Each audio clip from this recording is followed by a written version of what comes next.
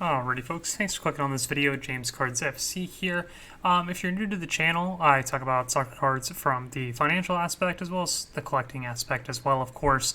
And today I'm going to be talking about the 1952 Topps Mickey Mantle card and what I think could be the 1952 Topps Mickey Mantle of soccer cards. This is a topic that has been talked about at length recently over the past month or so, ever since Jeff Wilson, sports card investor, got on one of his talk shows and mentioned the Messi 71-base rookie card as the possible next 1952 Topps Mickey Mantle, not just of the soccer card hobby, but of the sports card hobby in general. And so that led me down this rabbit hole of thinking, well, what actually could be the 52 Topps Mantle of soccer cards specifically? And we'll go ahead and go through my thinking on that, and we'll go through some options that I think might make some sense. So without further ado, we'll go ahead and get started here with a brief historical review of what makes the 1952 Topps Mickey Mantle so special. So I actually went around and I saw an article that laid out some points, and I wanted to go through each of these points in a little bit more detail as to why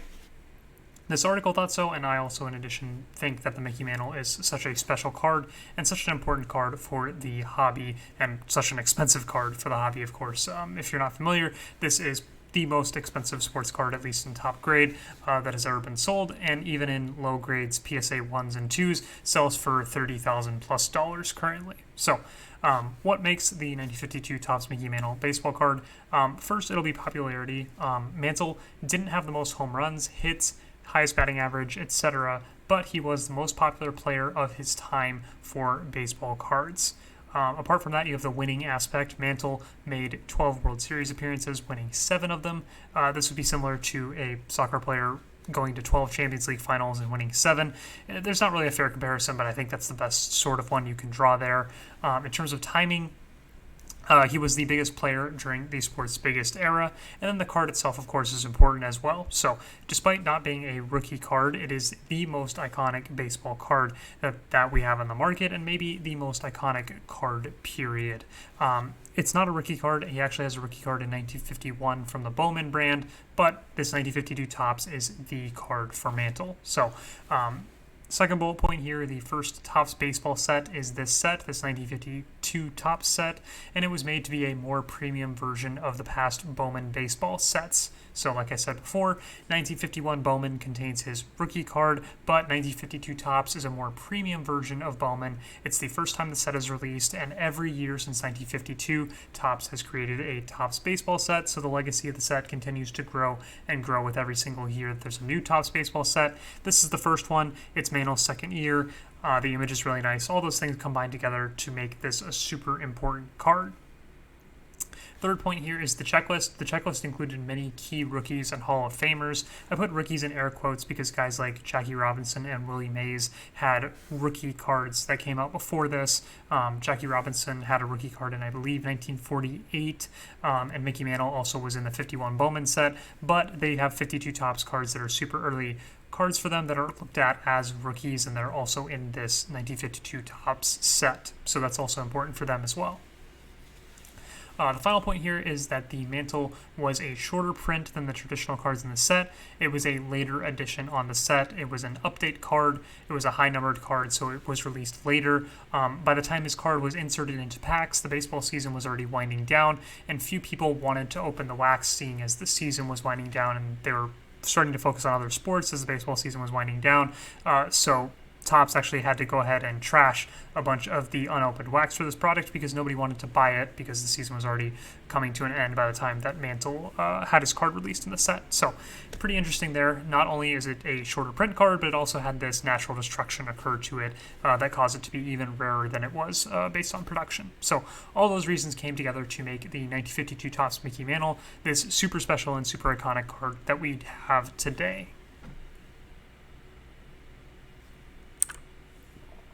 Alrighty, so taking all that we learned there, what are we looking for in soccer?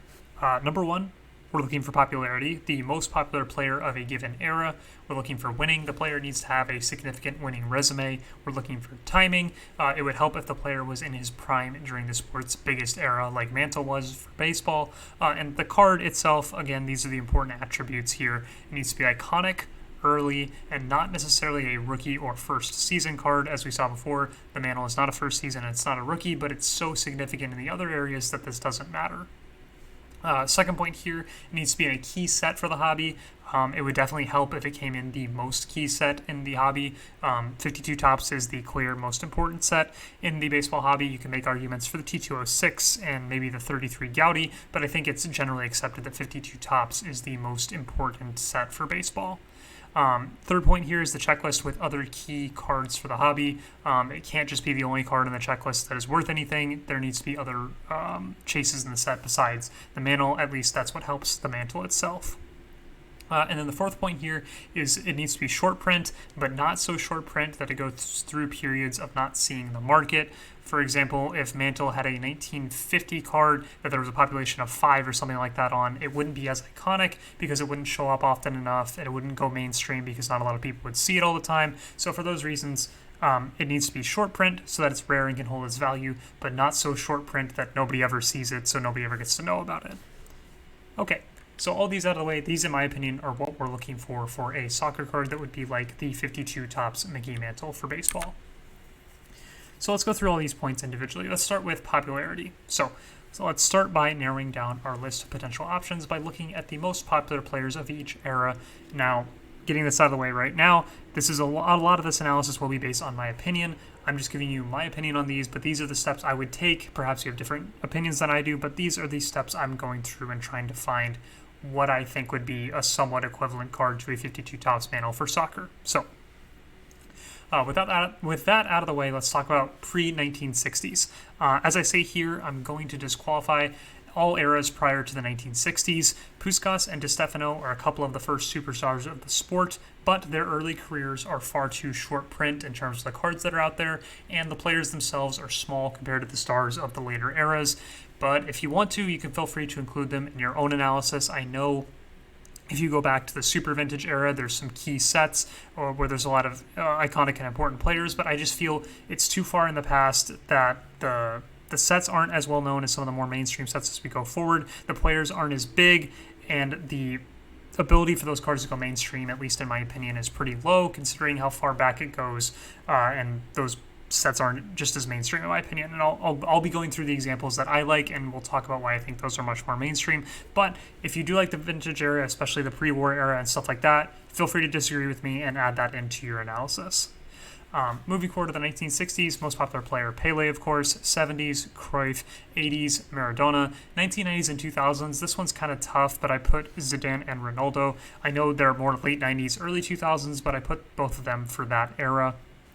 2010s is obviously Messi and Ronaldo, and then in the 2020s, it's way too early to know, in my opinion. It's potentially going to be Messi, potentially Mbappe, Holland, Vinny Jr., Endrick, Musiala, Bellingham. I put Balogun there just because I'm a U.S. men's national team fan. It's not going to be him, but maybe. We just have no idea for the 2020s yet. It's too early to know for sure, so we'll be focusing on the eras that we do know who the most popular players were. Alrighty, and then from there we'll move into winning. We now have our list of the most popular players for each era. Now let's narrow that down further by winning. So, in the 1960s, you have Pele, who won 3 World Cups. In the 1970s, you have Johan Cruyff, who never won a World Cup.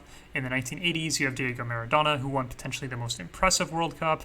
In the 90s and 2000s, you had Zidane and Ronaldo, who both won World Cups, but Ronaldo failed to win the Champions League. And in the 2010s, you have Messi and Ronaldo, who won all the Ballon d'Ors and won a bunch of Champions League, but Messi ends up winning the World Cup in 2022, so that's the feather in his cap that will always keep him above Ronaldo in a lot of people's mind and the majority of the sport's mind. So from there, I come up with this new list of Pele, Maradona, Zidane, and Messi. I took off Cruyff because he never won a World Cup. If you want to leave him on there, feel free to, but I think people are going to hold that against him, especially in comparison to the other guys on this list.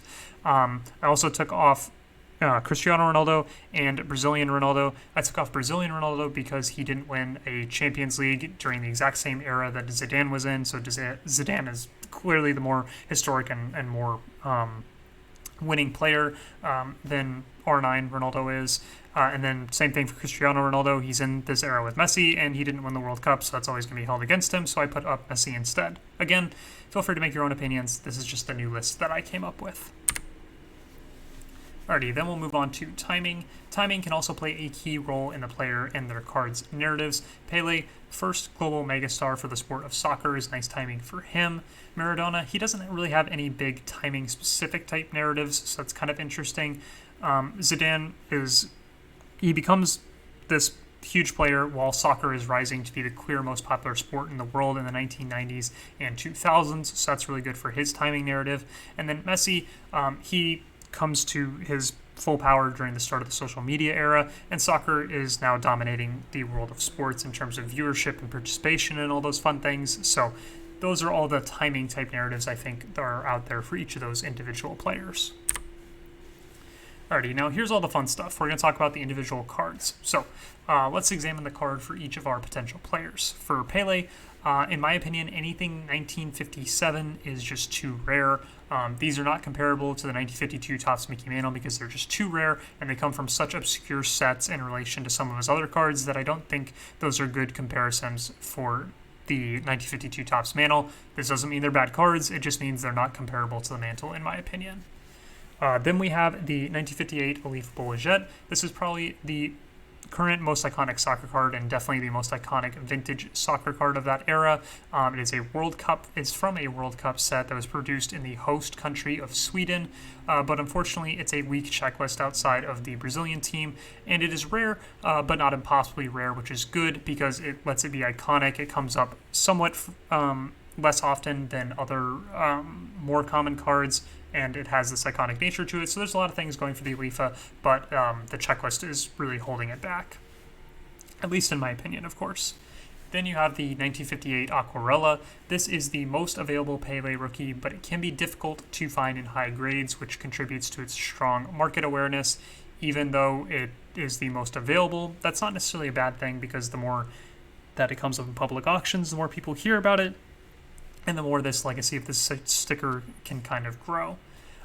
This Aquarella was produced in Pele's home country of Brazil, and it was made to celebrate the 1958 World Cup. So that's a good, if you like that sort of thing, it's good for this because it was produced in Brazil as opposed to Sweden. If that matters to you, you probably like this card a bit more than you like the Alifa. Then the last point here is that the checklist only includes the Brazilian team, which I would think is a pretty big negative when you're trying to compare that to the 52 Mantle, because of course the 52 Mantle contains a huge legacy list of Hall of Fame players and key rookies that this set just can't possibly do because it only includes the Brazilian team from 1958. Then lastly, I put up the 1970 Panini World Cup sticker. I know this is a super late career key sticker for Pele. Is it too late to be considered for a rookie? Of course it's too late for a rookie, but is it too late for a key card? That's up to your interpretation, I guess. It comes from the first Panini World Cup sticker set, which is the most mainstream collectible that we have in our hobby. The Panini World Cup sticker sets are so much bigger than anything else that is created for soccer cards or soccer stickers that it's absolutely ridiculous how many of these things are out there and how mainstream it actually is. So I think that is a huge bonus for this particular sticker because it is the most important sticker from possibly the most important and part of the most mainstream legacy set that we have in our market. Then you also have the checklist, which includes multiple top 25 players of all time. So checklist is super strong. It's the first of a huge lineage, probably the best lineage that we have in our entire market. The only negative is that it is so late in his career, and obviously that's a huge negative, especially when you're taking into account the fact that rookies mean so much in the market. Alrighty, then we'll move forward on to Diego Maradona, and we'll talk about his cards. So for Maradona, you have the 1977 football disc. This is the only 1977 issue for Maradona. It was produced in his home country of Argentina, but there's some negatives here being that Maradona is the only disc of value in the set, and it's rare but not impossibly rare, which is actually a good thing. I don't mean that as a negative. I think it's good that it's rare but not impossibly rare. It comes up so people know what it is, but it doesn't come up so often that everybody has it, sort of thing. The big issues with this card, or POG, is that, yes, it is a POG or a disc, so anybody that doesn't like stickers probably doesn't like POGs, and even people that like stickers might not like POGs, so it's not a traditional type of collectible, so that's always probably going to hold it back, at least in the eyes of Americans. But if you're a purist in the sense that this is the only rookie material there is for Maradona, you probably don't care if it's a POG or a sticker or a card. Also, the checklist is just super weak. This is the only thing that's worth grading in the checklist, and that's just a function of it being produced in Argentina, where there's just not going to be a lot of great players in those checklists, at least in that time period. So, then we have the 1978 Libro de Estampas. I could have picked a variety of different 1978 cards. I just decided to pick this one because it is a more traditional card than it is a sticker, and I think that is unique and it helps it. 1978 makes this the first year of actual cards for Maradona as opposed to Pogs. It's produced in his home country of Argentina, much like the football disc. And much like the football disc as well, Maradona is the only card of value in this set, and it's rare but not impossibly rare. I'm going to take a drink of water real quick before we move forward. Okay, then we'll talk about the 1979 Panini Calciatori. This is the first Panini sticker for Maradona. Although it is his third year, some people do still consider this as a rookie for Diego Maradona, and it's arguably his most iconic card or sticker, and it has this super nice image, as you can see down there in the bottom right. It is the most graded sticker in the vintage era, at least as of right now, which is a good thing for market awareness. Now, if there ends up being tens of thousands of these, it's probably not a good thing, but I doubt the pop report will actually get that high. So for now, it just helps the fact that people see this sticker a lot and they know how iconic it is and how valuable it is. That sort of thing is good for the market, especially in top grade. The checklist includes multiple top 50 players of all time, so it is a much, much stronger checklist than either of the Argentina releases, but of course it is the third year, so it's not technically a rookie, but it's his third year, so some people still refer to it as a rookie, and it is his first Panini sticker. Then we'll move forward to Zidane. Examining the card for Zidane, you only have one option. I really don't think there's anything close to this. It's the 1991 Panini Foot 92 sticker. It is the only 1991 issue for Zidane, and it is produced in his home country of France, and it is from a legacy set. Many key rookies are in the Panini Foot brand. You have this sticker, you have the Henry rookie. In the modern era, you have the Kylian Mbappe rookie. So this is a legacy set in the market, and a lot of key players, of course for France, have rookies in this set. But the checklist for the 92 season in particular is weak outside of Zidane, and obviously because it only covers the French league, the odds that multiple players are having key stickers or key rookie stickers in each individual season of the set is just not something that's very likely. And much like the other things that we talk about, it's rare, but it's not impossibly rare, which is a good thing. Like I said before, I don't think there's any other obvious options. The 1992 issues are nowhere near the Foot 92 in terms of iconic or narrative power. The 1998 Panini World Cup sticker is too late, and the 98 World Cup set is not like the 70 World Cup set where it's the first set and it's a huge deal. It's much later down the road and there's more of them out there, so I wouldn't compare those two straight across. I'm making a special exception for the 70 Pele because it's the first set. And then he's also in 2004 Mega Cracks, which is an important set that we'll talk about in a couple slides here. But it's way too late in his career, and he's not even the best card in that set, so of course that can't be the key card for him.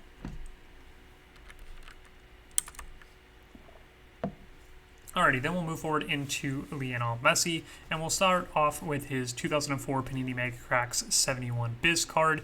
This is the most iconic and most premium of the Messi rookie cards. It was produced in Spain, and it's part of one of the greatest checklists of all time. You have like 7 Ballon d'Or winners in that set or something ridiculous. You have Ronaldinho, you have Ronaldo, Beckham. I could go down the list. There's a ton of players in that checklist that are just legends of the game, and the design is great. So a lot of things really going for this card. And its rarity is actually similar to the 52 Topps Mantle, but obviously in better condition because it came out 50 years later. Then you have the 2004 Este sticker, which is Messi's only rookie sticker, and stickers are more popular in Europe than cards, so the fact that that's his only rookie sticker could be something that ends up being really key going forward. If the Europeans come to the market and they much prefer the stickers to the cards, that's something that this sticker has going for it. Again, it comes with the same legendary checklist that the card does because it's from the same league at the same time. Rather than the 71 Biz, though, unstuck copies could be his rarest rookie. There's no chance that the 71 biz ends up being the lowest graded rookie for Messi, but there's a chance that this SD sticker ends up being the lowest graded rookie for Messi, at least unstuck, because so many of these would have been naturally destroyed by people peeling them out and placing them in the album. So that sticker has that rarity argument going for it as well. And then the last point here is that it's behind the 71 biz rookie in terms of the rankings right now. So it would have to overtake that in order to be the most iconic Messi rookie. And at least right now, it doesn't seem like that could be the case. But it's possible if more Europeans come to the market and they much prefer the sticker, that maybe it could eventually overtake the 71 biz. But it's not something we're seeing right now. Alrighty. Then we have the 2014 Panini Prism World Cup cards and the 2017 Topps Chrome cards as the modern era keys for Lionel Messi. These are the most iconic and important modern era soccer sets, but they are mid to late career cards for him. And while they do have legendary checklists, you're kind of in trouble when it comes to which parallel you should be targeting, and should parallels even count for this exercise because the Mantle is a base. I'm going to ignore these for those reasons, but I do think these are super keys for his market considering the way the modern market goes. These are the most iconic, most important modern era sets. The more Panini Prism they continue to release every World Cup year, the more important this one becomes. The more Topps Chromes they release, the more important that one becomes. So I can see an argument for those being super key to his market. The problem is, which parallel do you pick? Which number card do you pick? All that fun stuff I think is up for a whole different sort of debate. Alrighty, then we'll go into my final report here, which is what is the 52 Topps Mantle of Soccer? And I have to preface this with saying, in my personal opinion, as with the rest of this video, these would be my picks for the potential 52 Topps Mantle of the soccer hobby, and I own exactly 0 of these today, but at some point down the road, maybe even when you're watching this video, I might have these in my collection. So the first one's going to be the 2004 Panini Mega Cracks 71 Biz Lionel Messi. In my opinion, this is most similar to the fundamentals of the 1952 Topps Mantle of any card that we have in our market. I know it's the boring choice, but I think this is, at least in my opinion, the correct one for the one that is most like the 52 Topps Mantle. It is the clear best rookie card for Lionel Messi. It's super iconic. It comes from a great set. It has similar rarity to the 52 Mantle, although top condition can be difficult for this card. It's not impossible like it is for the Mantle, so that's one difference. But everything other than that, I think this card is very favorable in terms of its fundamentals to the 52 Mantle. In second place, I had the 1979 Panini Calciatori Diego Maradona.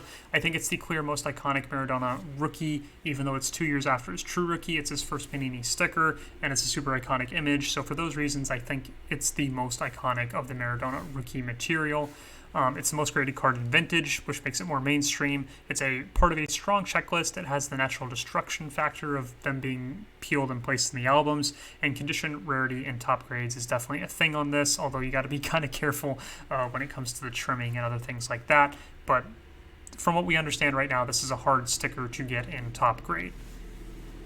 Then in third place, I actually have the 1970 Panini World Cup stickers Pele, and this is literally just because it comes from just because it is the most important sticker from the first edition of the most mainstream release in our entire hobby. And if you believe in our market, I think you have to believe that the Panini World Cup stickers are going to be really important down the road because they're the most mainstream thing we possibly have, and it seems like a super obvious gateway to get people involved in the greater hobby is to show them the past versions of the Panini World Cup stickers they probably collected as kids. It's from an iconic set with a legendary checklist. It has natural destruction, and it has condition rarity in top grades.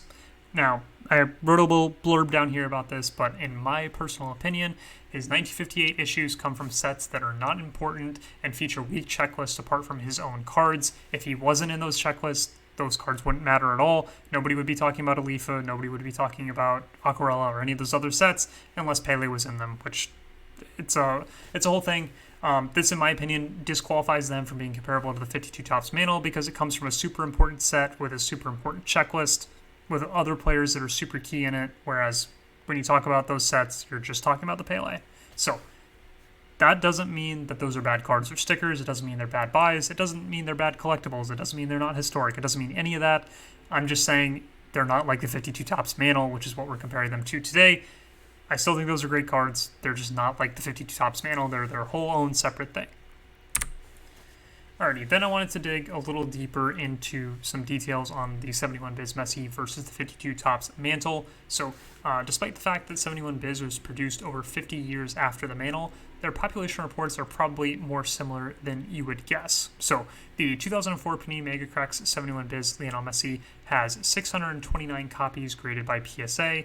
It has 629 copies graded by BGS as well, which brings its total population report to 1,258. Now, I did remove the ones that were just graded authentic from PSA and from BGS as well, I believe. So the actual number in PSA might be closer to 640, but I took off the ones that were just graded authentic and just went with the numbered ones.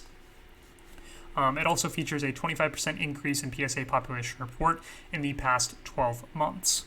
If we move over to the 52 Mantle, the total graded PSA population pop report is 1,641. If you add on the SGC population of 521, you reach a total population combined of 2,162. There are not a lot of Mantles graded by BGS because BGS grading vintage baseball really isn't a big thing. So I took that out of my analysis here. Same thing for Messi. I didn't include the SGC ones because I think there's only like 10 or 20. So this Mantle, at least in PSA, has seen a 4% increase in PSA grades in the past 12 months. So of course it's much further away in its population development than the Messi, and that's something we'll probably continue to see throughout the rest of the years in the lifespan of these cards, as the Messi will be catching up to the Mantle. Whether it reaches it or passes it, it's too early to know, but we know that it will be getting closer and closer to the Mantle with each coming year.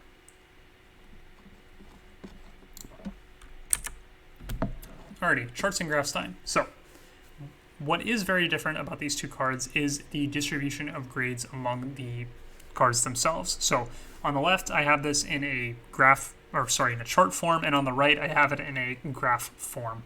Table, graph. That's what I meant to say. So, if you look at the table and the graph, they're both showing you basically the same thing. I have the Messi and the Mantle. You have the PSA grade, and you have the count of how many are in that grade. And then on the chart, you have the distribution of the grades. So if you just look at the chart itself, if you follow the blue part of the graph, you can see that there's a higher concentration of lower graded Mantles, whereas with the Messi, there's a higher concentration of mid to high grade. Feel free to pause the video and look into these charts more if you want to at your own leisure, but the important thing here is the average grade of a Messi is a PSA 6, whereas the average grade of a Mantle is a PSA 3. So when you're comparing these cards, trying to do apples-to-apples comparisons, just know that the average grade for the Messi is much, much higher than the average grade for a Mantle.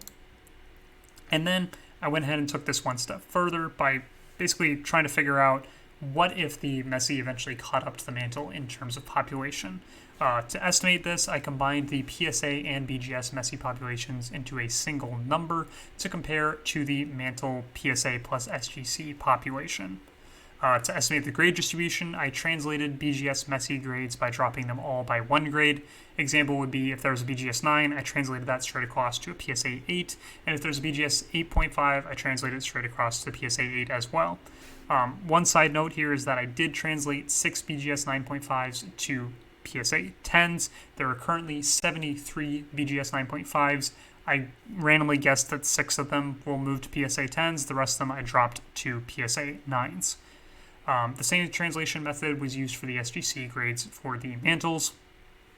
And I then increased the Messi population to 2,159 copies, adding a distribution that I personally felt was fair for what we might see in the future. So this table down here shows you the cards that I added for the Messi. You can see I added 5 PSA 10s, 25 PSA 9s, 50 PSA 8s, and you can go down the line and see what percentage of the additions fell into each grade category that I felt was fair, a fair analysis of what I think might happen in the future for what grades will continue to get graded.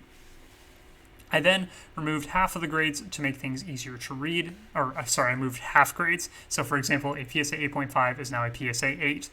You can play with these numbers all you want. I was just trying to get an idea of what a fully fleshed out PSA population might look like for Lionel Messi, and these are the basic numbers I used. You can feel free to use your own numbers and try and estimate this yourself as well. But the point is that we end up with something like this. this is my final estimate for the Messi PSA population, as well as the side-by-side of the 52 Topps Mantle that we currently have in these grades. Again, I removed the half grades, and these are the full grades by dropping a half grade down by one single grade. So the most important part of this chart is the percentage on the far right-hand side of each of the different cards, and that basically tells you what percentage rank you're in. So, for example, if you look at a PSA 5 for the Messi, you're in the top 73%, whereas if you have a PSA 5 for the Mantle, you're in the top 26%. So, to be in the top 10% of Messi holders, you would need at least a PSA 9, whereas to be in the top 10% of Mantle holders, you would need a PSA 7. To be in the top 25% of Messi holders, you would need a PSA 8, but to be in the top 25% of Mantle holders, you would only need a PSA 5. Now, to be in the top half of Messi holders, you would need at least a PSA 6, whereas to be in the top half of Mantle holders, you would only need a PSA 3. So, all of this work is just to say you would need a higher graded Messi than a Mantle to be higher up in the chain of owners, and that owning a PSA 3 Messi is not like owning a PSA 3 Mantle, because if you own a PSA 3 Messi, you're in the top 93%, whereas if you own a PSA 3 Mantle, you're actually in the top 53%. You're basically in the top half if you own a PSA 3 Mantle, but if you own a PSA 3 Messi, you're only in the top 90%. Alrighty, final conclusion here. This was a long one, but we'll start off with the truth. There probably won't be a 52 Topps Mantle of the soccer card hobby. I know this video was probably a complete waste of time then, but we did have some fun going along, didn't we? Basketball doesn't have a 52 Topps Mantle. Football doesn't have a top 52 Mantle, and those are much more established markets than soccer. They probably have their own super special things that just didn't come to mind immediately that reminded me of the 52 Mantle. But yeah, there's no like super obvious iconic, this is the 52 Mantle of those two sports. So it's probably unlikely that we see something like that for soccer. But there are going to be cards and stickers in the soccer market that will be iconic and some of these have similar fundamentals to the 52 Topps Mantle. I wanted to make a point about card history here real quick. I'm going to take another drink of water before I get into this though. Alright, so history. Part of the allure of the 52 Topps Mantle, the T206 Wagner, and other iconic vintage cards is the history. These cards are an artifact of history in a way that, in my opinion, modern and ultra-modern era cards cannot replicate. There is one Zidane 1999 issue, there is one 1977 Maradona issue, there are no refractors, no autographs, no parallels. The only way to collect and preserve that history is through those single issues, and I feel like that's significant, but I'm just a dumb American. As I say here, at the end of the day, buy and collect what you enjoy, chase history, chase hype, it's all part of the journey. So, with all that out of the way, I thank you guys so much for tuning into this deep dive into what could possibly be the 52 Topps Mantle of the soccer card market, understanding that it is unlikely that we actually do have a 52 Topps Mantle of the soccer card market. So, thanks for tuning in. Hope you maybe learned something, maybe not. At the end of the day, at least you got to look at some really cool cards and hear some history on the 52 Topps Mantle and maybe some of the soccer cards that you may or may not have thought of recently. So, thank you guys so much for tuning in. Feel free to like, comment, subscribe, let me know what cards I missed, and all that fun stuff. And I will see you in the next video.